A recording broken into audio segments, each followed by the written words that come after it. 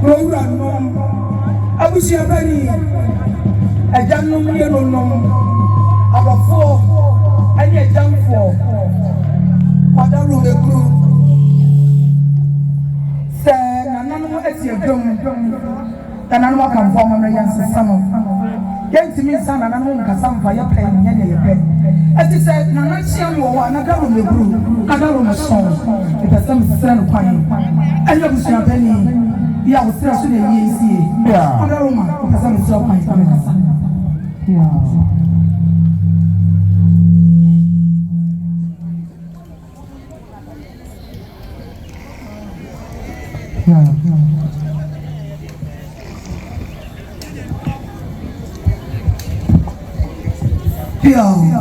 na nanu mama me kwa idi na me mama no akọ me ba mo choose mo nsanti e dire dwom ya na enye bone eye bone kura mpani nsi etu otu a echo be ma eye ya nkasi e nua be ma asare Alex asare tafa na abu ya o ya ko mo ni ba wono nsi ni adumawura o CEO ma group of companies ya o fi du da je so ba oyuko ni ono nti e na nya me dire dwom ono adi yire the deputy Oba Dofo Oba Ruth Ajebia Asari you feel of your premium at your room so what else adura kan eti ne yire ya de nyama fefefe ya ba Oba Bebajo Ruth ko fo amudina na momra dise meta na tiwa ha saniti na moba e dia momra enche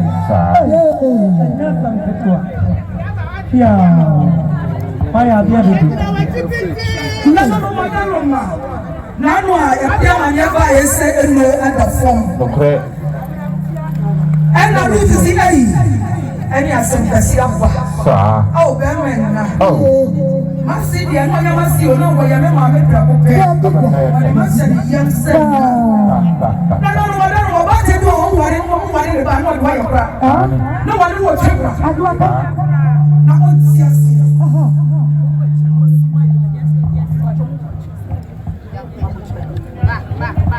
Nanso mami we die Ruth say ofani ye ni bakre ko pe Ruth say na me friend me mama me friend ma say yes Ruth dey o say wo say wa ye janka me mama ni pon e na ka fo mo abro to fo mo aka fo wa mamre ben me na bu sia se da be say na yire ni na bu sia yie amamre kwa so ya ko sa de ye no anya say wo sia mo from ma na wo ba eni to no si na bu sia ti no ti Gana for the young lady Baba Boo, the Wadia Bushia, and in tea, Oba Root, and the Bushia in El Kupra. A man was faithful, a man was young for, a man, mamma, and we have by every time. Say about a yes, Bama, sorry, what did Ruth say? Mamma, call me every day. I said, look, what's to cry a year. Chechoria, what's it? Na yenye ya sanki pe na kia me mama no na so empanisi de enipa pe no na manu eno wo so pe enti owa pa ma me ko o se je chori na empanisi ye pa ye be hunti ne chechire boa enti ene ma me ti ase na be kwan ya wo ye ye no ene wo se ni ngo oba ru se me be yesi ye me be tell me flexi enti se me nya mo no nko na be ba ne bi sa sorry se so oba me che won kan na me say na yire no owe me ba so sorry ko yire no yi be se me ho Ludwa ayawa pacho be dira me yeah oba mo se mo no yeah oba da yes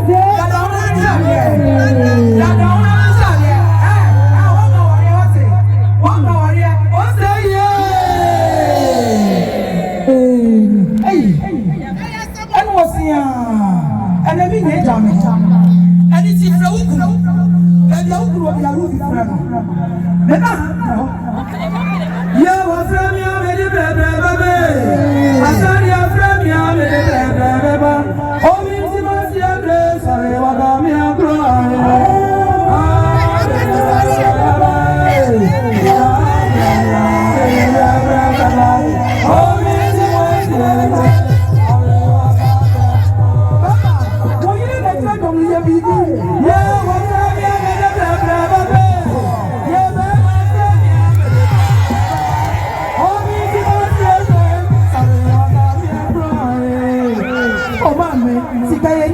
body. Yes, I'm going to say. Yes, I'm yay. Looking for. Yeah,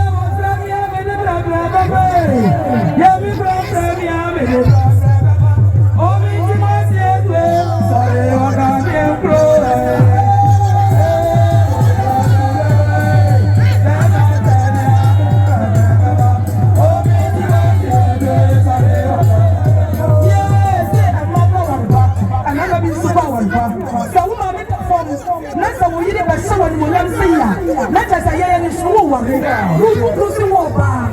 What's the way of bar? Men fit body and no. Yeah, what's the name of the baby?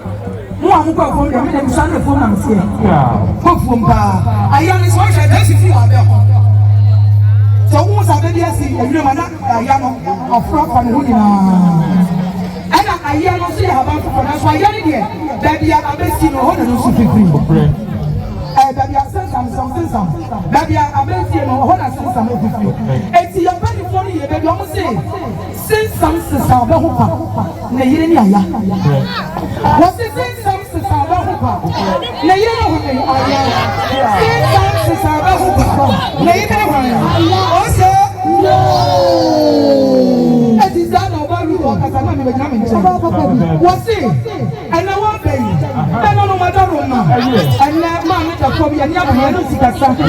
That's what about the time of the issue. What's it? And I'm young. And you're not bad, yes, what's your favorite year? It's exactly a year so small. And I need to tell you, you are passing sharing from someone alone. A big patriarch. That one out of one shot. What's the issue? And just say Marco and nine boom. And if ma and nine boom. What's up, Shamonie? And super and super and talk about someone for me. Oh, say yeah. And so for the master. One day answer was I know we are Mammy again. And I know we are Mammy again. And it's let by me some local doco. About Ruth and JD and Casano. I do not leave by. About us a four. About my first one. About Yannick Bessie. Yannick Bessie. Yannick Chiapuchi. About Wellmania. About Sadi. About Lily. About Sam. Bossa. Yenye, osi abuchidi dede agency with the way yes it's what diabetes ultimately what pressure ultimately go to the ultimately papa where you said that can see how one day and you can't come with check we your bar on a many was show yeah 1 year was in Henry at Obla. And was a chef. Let them be a premier. And I was in a way. Yeah, when I'm seeing where they're doing. Yeah, when I'm would be easier. Was a man, this is something about the yeah,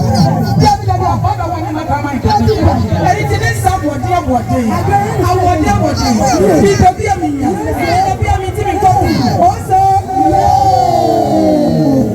yeah, sorry, what said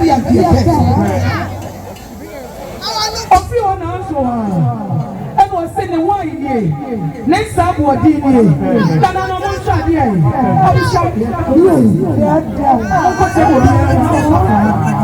What's your retention?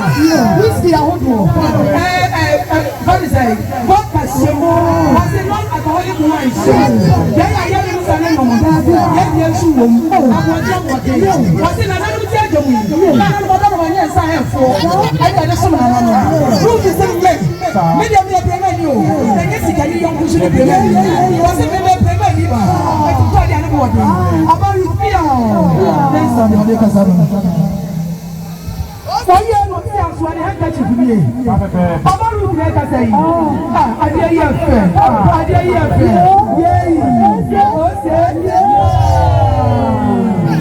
what's it?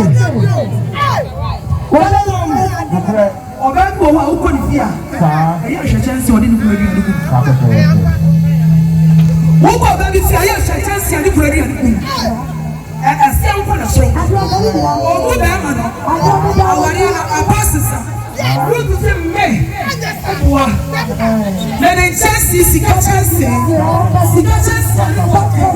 Ẹ̀nà mi sùn. Ètì sẹ́ni náà fi ní kúrò yẹn wá ẹ̀bẹ̀ jọ mọ́. And I just see a little thing. And just see a fair. It was a show me just see a little thing. And some just a little bit. Was it the handkerchief in just serious? Was it Sika Pine? Pine the say yes, you can say was it Aki? If I'm a yes, so yeah, let's see me Sika. Yeah, it's a handkerchief. Oh, you are not saying too many. No. I never say ya. I never pray. I'm busy. I'm not coming in the person. I never say. I just have for any brother. Yes, any person is such a. I'm almost say any pray. Alright, sorry. Let's go. Was some continue. When you before say, and I'm in the form. Yes, sorry, my brother. My WhatsApp. You bro. Was you pressing here? Or coming here? Who took a fufu? Was it a bank? They took a bit of a bank. And a young son. Korean was a open. I was said another one. He must have must say the form. Must say soon what is a mammy. And in an action to my friend. Was saying a mammy to be a son of Sassito. I didn't tell I answered yes to maintain my company. The father of Sassito Pro. I said it to our even friend. Oh, yeah, he may be good as so. What did I want can take to this to so and also so ANC. I see your friend to another group from. I was in one warrior, Miss Which is not a Tom. Oh, yeah, so. Was it the matches in here?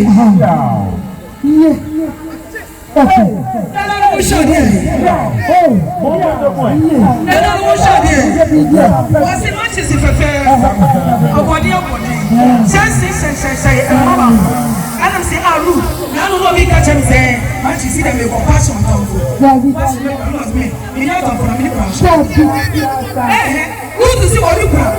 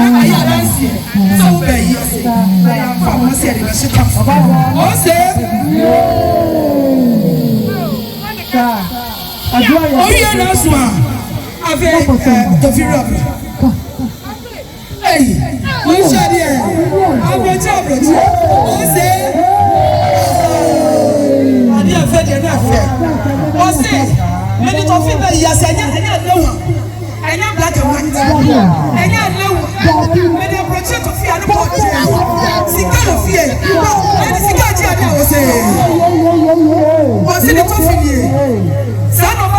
to see Bemena. Was in my view, Yatin, Yatin, go and was on the second. And the man and Madame will prove. And to about Ruth say, was it out of your eyes? It was in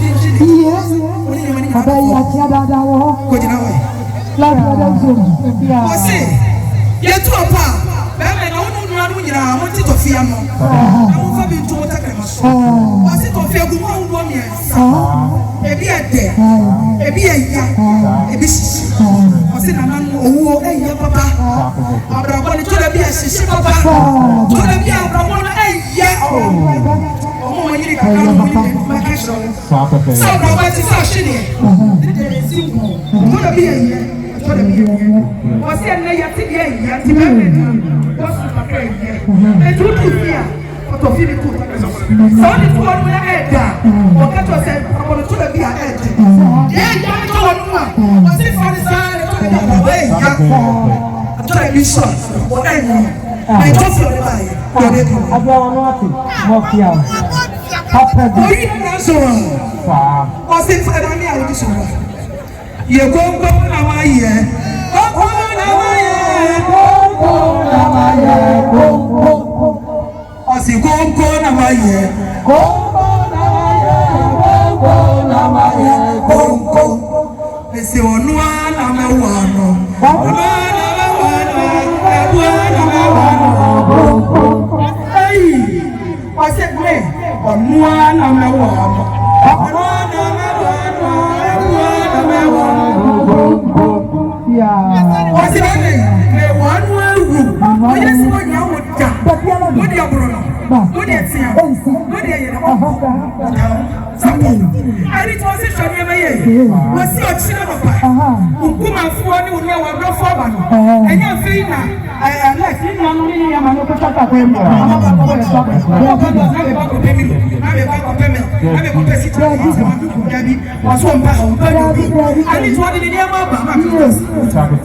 was it? Need to be below. Need to be 6 years. Need to make me to the conflict. Need to be lifted. Need to be one more slice.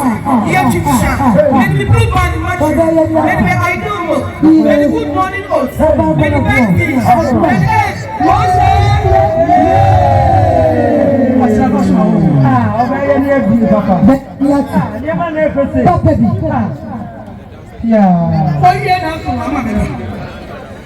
Dia kasa ekwa wiye wose ena no mo shade e mi ko te ni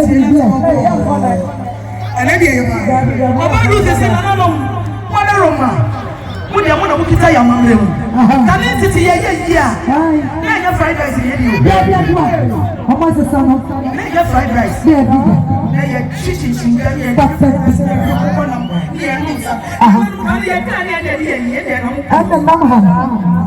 ya koto ntawo ko ya to me ko ni echi na tese ye jo boda ye ni ya su ya du promote me nai si ye wasi ba me na tani titi ye ye na me ya bro wo wasi ma me ko ana si to ko ne mo no sia unu ni anu nyina wo ntira se wo na mo monne mu na mo chima ko ishe wadi ntosi akuma da ntosi aso wadi town okuno wadi ni tinapa wadi ni gesia wadi ni sadi wadi ni chende wadi ni chire wadi na motoriwa wasi yes why you are ya twama na pe ai wadi ba ye wasi mo tsasi na mo chima ko no na mo nyale ko no ho na mo tsadi ni mo so na mo nyina mo fa mo sanko ni ti e se o wu achi kabo mo wasi kabo mo ti ai wadi do kure Orí ẹnu ọ̀sẹ̀ náà wí sí ẹjọ́ ni.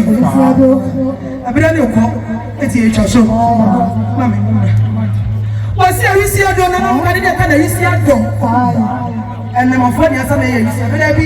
Kàní tètè báànù. Sọ wọ́n máa mi àwọn ọkọ̀ fún mu à ní ẹ̀yà bọ́mà ní ẹ̀jà sí ẹ̀wò. Ẹ̀tú wọn lé ọwọ́ kẹ̀kẹ́ ẹ̀ sí ọ̀. Wọ́n yẹ ọ̀rọ̀ máa mi ẹ̀wọ̀ sí ẹ̀ ọ̀ tí ẹ̀ bẹ́ẹ̀ náà wọ́n ti yẹ ọ̀sí ni ẹ̀dí afra. Ẹ̀tì ẹ̀fẹ́ náà rí sí ẹjọ́. Ẹ̀bọ̀n dẹ́gbẹ́ mi ẹ̀ ti sẹ̀wọ́ ọmọ mi. Wọ́n sí ẹ̀ we see a doma ko watch. Papa to go. Was we yet to way. It we see a dosania. And we see us as a bit which we are ever sign. I see many comments about you. I saw a power what you or Jaya what you baby would have I do another I say, my daughter, yes, I see your boy, yes, come here. I am cool, yes, sir. And I know so I yes, I try your home. Let me try it out. I know what they ever do. Was in a so what it is somebody else so ever. Yeah, was in a somebody about you. And then, yeah, sorry, you feel a compliment to grow. And somebody 5,000 cities. 5,000 Ghana cities. What Ruth is it? Make it penny like that. What happened to them? That was 200 million. Was it 5,000? But the receipt in here. It's your say.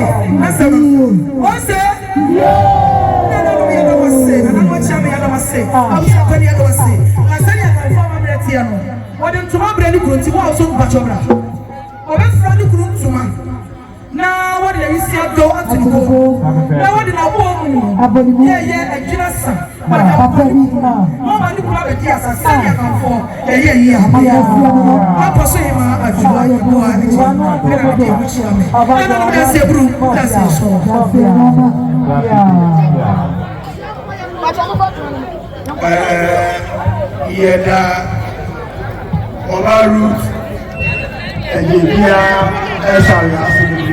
your loss of the government and graduate, Sabri, but you was your poor one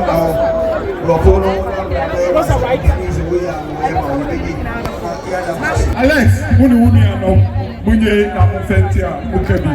The real Brahman, 200 Ghana. Alex,